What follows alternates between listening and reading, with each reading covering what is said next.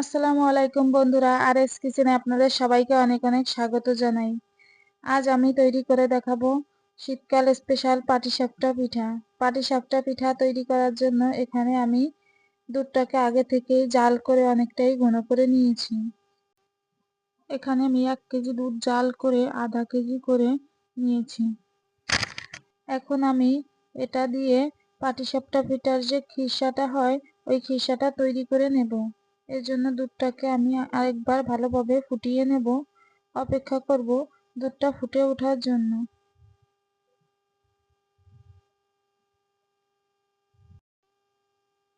দেখুন বন্ধুরা, দুধটা ফুটতে শুরু করেছে। এ পর্যায়ে অনবরত নেড়ে চেড়ে নিতে হবে, না হলে দুধটা উতলিয়ে পড়ে যাবে। দুধটা ভালোভাবে জাল হয়ে গিয়েছে। এখন আমি এর মধ্যে গুড় অ্যাড করব। গুড় দিয়ে ভালোভাবে নেড়ে চেড়ে মিশিয়ে নেব। এর পর্যায়ে আমি এর মধ্যে সুজি দিয়ে দেব একটু লবণ। সুজি দিয়ে অনবরত নাড়তে হবে, না হলে সুজিটা দলা পাকিয়ে যাবে। সুজি দিয়ে নেড়ে চেড়ে ঘন হয়ে আসলে এ পর্যায়ে আমি এটাকে একটা সাইডে রেখে দেব ঠান্ডা হয়ে যাওয়ার জন্য। এখন একটু পাতলা মনে হচ্ছে, কিন্তু নামানোর পরে এটা অনেকটাই ঘন হয়ে যাবে।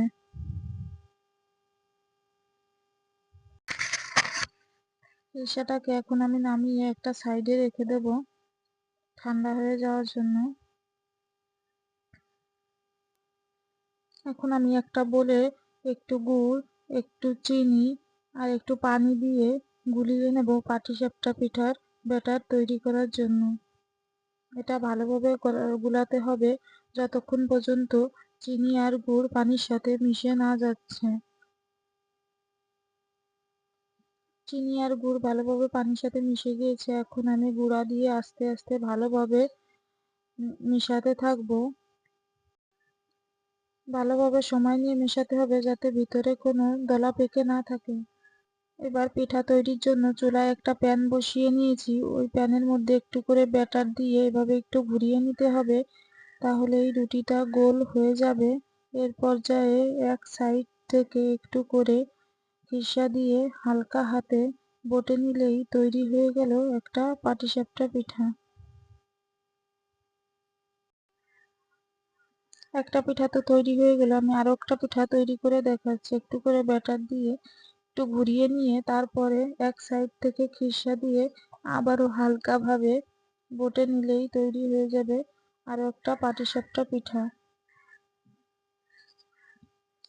এবার দুই একটা পিঠা যখন বানানো হবে তখন তাওয়াটা একটু তেল দিয়ে টিস্যু দিয়ে মুছে নিলেই আবার তাওয়াটা তেলতেলে হয়ে যাবে। এবার আবারও একটু ব্যাটার দিয়ে তাওয়াটাকে ঘুরিয়ে নিয়ে একইভাবে আরেকটা রুটির মতো তৈরি করে নেব। ওই একইভাবে আবারও একটু করে খিরসা দিয়ে বটে নিলেই তৈরি হয়ে গেল আরো একটা পাটিসাপটা পিঠা।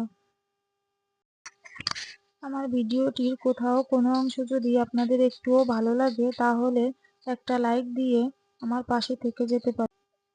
আপনার একটা লাইক আমার ভিডিওটিকে আরো অনেকের কাছে পৌঁছে দিতে সাহায্য করবে। আর যদি খুব বেশি ভালো লেগে থাকে তাহলে আমার চ্যানেলটি সাবস্ক্রাইব করে আমার পাশে থেকে যেতে পারেন। ভিডিওটি প্রথম থেকে শেষ পর্যন্ত দেখার জন্য আপনাদের সবাইকে অসংখ্য ধন্যবাদ। সবাই ভালো থাকবেন, সুস্থ থাকবেন, নিরাপদে থাকবেন। আল্লাহ হাফেজ।